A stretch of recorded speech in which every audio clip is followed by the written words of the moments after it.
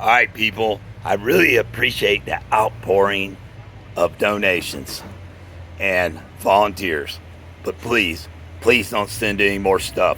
What I need are funds via Venmo, PayPal, or GoFundMe.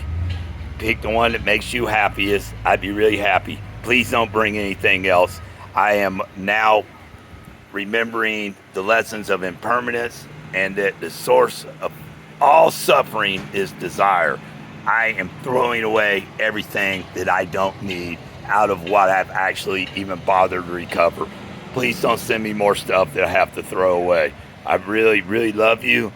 I really need funds to rebuild my home that you can see off in the distance that got crushed and lost everything else. Funds will help me buy what I need. Please don't bring me more material possessions I need to throw away and don't want to have.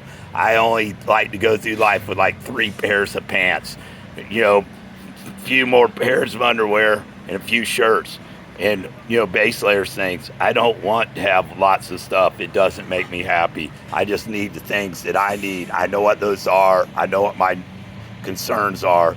Please send me funds to help me rebuild my life. I don't want any more material possessions.